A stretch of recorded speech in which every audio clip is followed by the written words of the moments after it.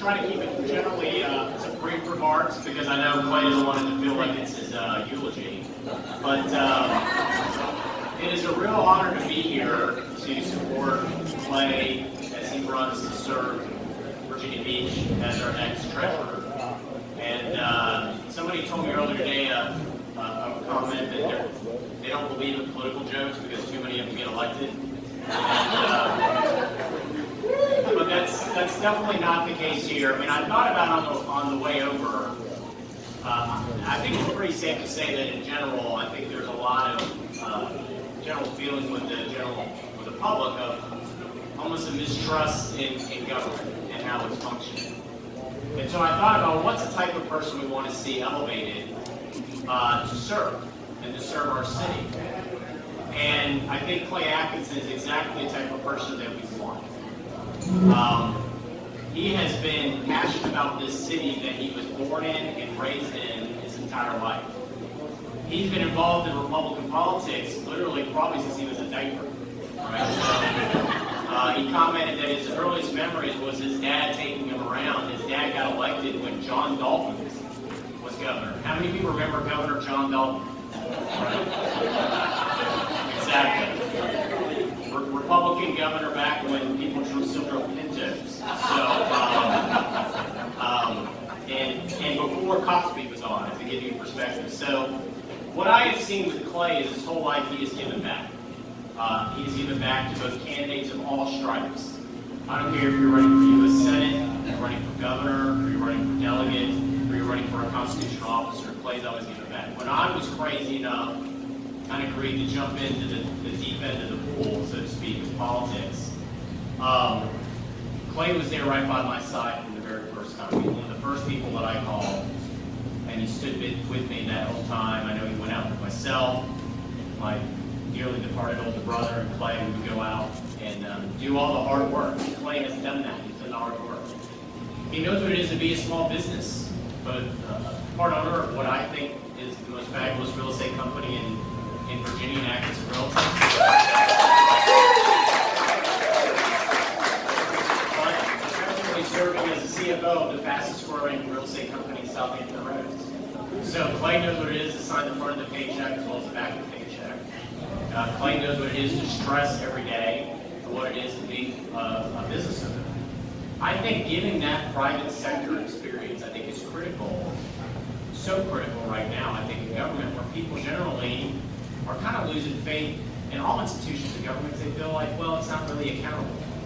But Clay, coming from the business sector and the private sector, knows what it is to be accountable. I mean, I see Tom Bates here of RK Chevrolet. Tom knows what it is to be accountable to his customers, right? And to meet their needs and to meet their demands. It is a unique perspective from the private sector that you have that if you don't meet your customers' demand, they will find somebody that will. That perspective, I think, is desperately needed in all levels of government.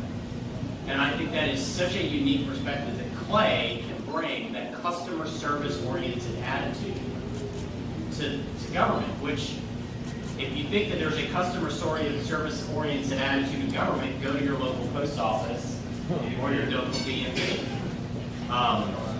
But I am proud to stand with him in this endeavor. I am proud to support him 100%. I'm proud that I was one of the first people he called when he decided to jump into this race. And so I'm proud to stand with you, Clay. And without further ado, please introduce a great public servant and a great servant for the citizens of Virginia Beach, Clay Atkinson.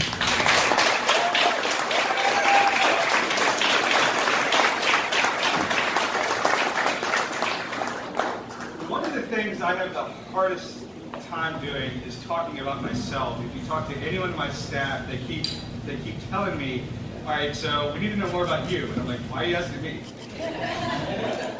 Jason, Paige, my family, they've just been a huge part of this. The person that has been the most influential to me over the years was my father and my mother. They've helped guide me. This idea of getting into politics, obviously I'm trying to follow in someone's footsteps, a great man who I probably will try very hard to keep up with, but he set a great example. And so the question is, why do I want to be treasurer? Why am I getting in this race? And the reason I'm seeking the office is one of the greatest powers that the government has is the power to tax and the power to enforce tax assessments. And we need taxes. We need money to pay for fire, roads, schools, parks, all those services that citizens expect from government, which is why we pay taxes to begin with. There are certain things that only government can provide outside of a market-oriented economy, which is why we have government, which is why we have taxes. I believe that when you go to pay your taxes or you go to interact with the government, it should be with that customer service attitude first. These are your customers. They are paying for service. You need to treat them as such. I believe that the treasurer needs to be someone that's represented by taxpayers from that side of the counter, from the street side, who knows what it's like to interact with that office, to pay your bills on time, the service that they need, the tools that that institution should have in order to make that a very customer-friendly experience. If you look on the Google search for the rating of the state treasurer's office, it's actually gone down for some reason in the last 4 months. Could be a reason for that. I'm not a government employee. I've never been a government employee. I'm not going to become a government employee. When I get that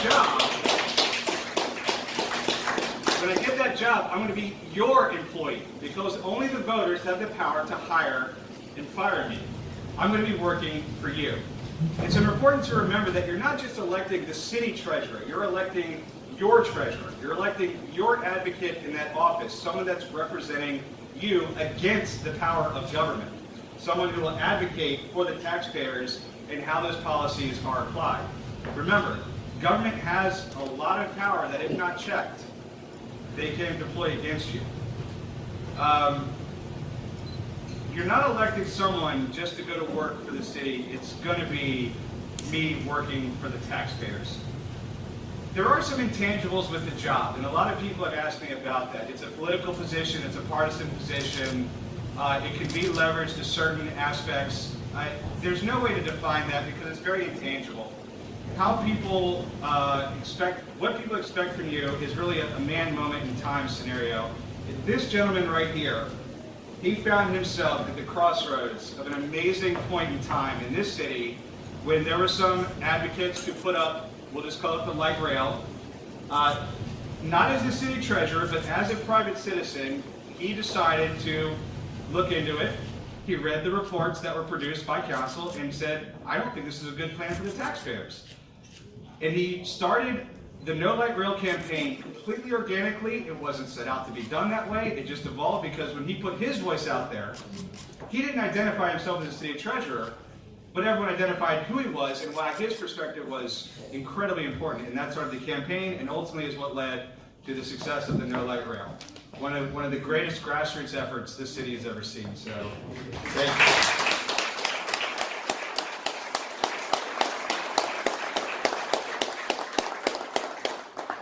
On the other side of that, why should I get the job is I've been involved in politics. I've been a political activist. I have acted. I've donated time, talent, and treasure to political campaigns.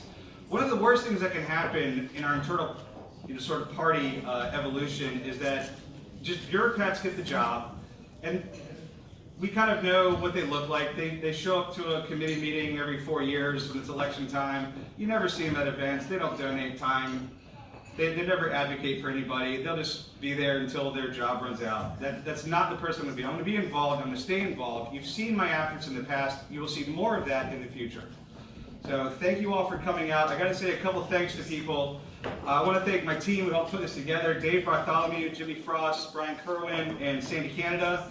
I want to thank the members of the host committee who donated their name and helped put this together. Thank you very much. We have two candidates here tonight that I just want to point out, and please take your time to go and say hello to them. This is for the 7th State Senate District. We have Carolyn Weems, right here, please. Is Jen, where's Jen? Right here, Jen King is everyone's next. we are going to be, as far as I know at this point, we're going to be the only primary issues on the ballot. This primary race it's pretty much shaping up to be the election, and the turnout is going to be very, very low. Because it's a June election, there's not going to be a whole lot of citywides on it. So keep in mind, your vote is going to matter a lot more in this election than in any other election possibly. The turnout could be as low as 10,000.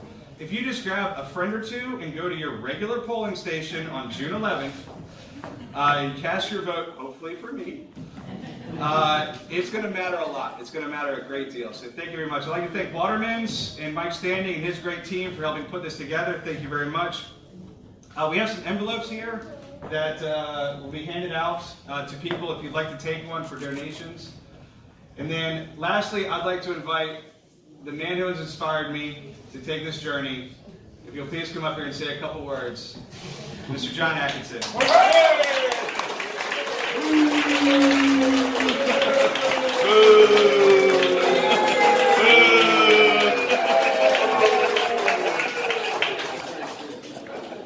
Those who know me know that I only speak a few words at a time.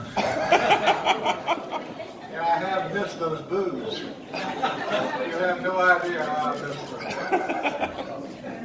But going forward, I don't think this will be a surprise to many people. It was a great deal of pleasure when I found out that Clay was going to try to follow my footsteps and become city treasurer. It is an important job. I held it for a long time. But as he said, and as he pointed out to you, the treasurer is elected by the people. And in turn, he owes them his allegiance to do really what they want done. Clay, I've known obviously all his life. And I can assure you he will do it your way. So with that, I'm just going to say, Clay, congratulations. Come on, get out there and get votes. Good luck. Thank you. All right. So to just close, I like to leave people with action items, right? So there are two things I want you all to do when you leave. One you could do even on your phone before you leave, and the other you could do shortly after you leave, when you get home or before you leave these doors. One, I want you to go to Clay's Facebook page. What's your Facebook page? Clay Atkinson Treasurer. Clay Atkinson Treasurer. Go on Facebook. Or clayatkinson.com. Like his Facebook page, and each one of you all are a force multiplier. Clay's exactly right. Your vote, every vote counts, but in a low June Republican primary, your vote's the equivalent of like 100, because you're literally talking about a couple thousand people are going to come out in the middle of the summer to vote. So the best way to connect, to talk to your friends about Clay Atkinson is through social media. Do so. The second is, my better half, my wonderful bride, has some envelopes there, right here. And so the other thing that's challenged is when you have about 10,000 people maybe that will show up in June, the campaign that has resources oftentimes it wins, and it only means because money equals message. It means your ability to pay for that advertising, either through digital advertising or print media. It means you have an ability to communicate your positive vision to the voters. And so if you believe in Clay and you want that great private sector experience perspective, I want you to take those envelopes right there. I want you to either before you leave, what's the name of your committee? John Clay Atkinson for treasurer. John Clay Atkinson for treasurer. It's on Check for him, or envelopes. go ahead and mail one back. I think every dollar is going to matter, because every dollar means it's one more voter that Clay can talk to, because we're a city of almost 500,000 people. He does not have the ability of talking to every potential voter individually, but he can talk to them through advertising and getting his message out. So those are the two things, and let's go on and win in June. All right? Thank you, everyone.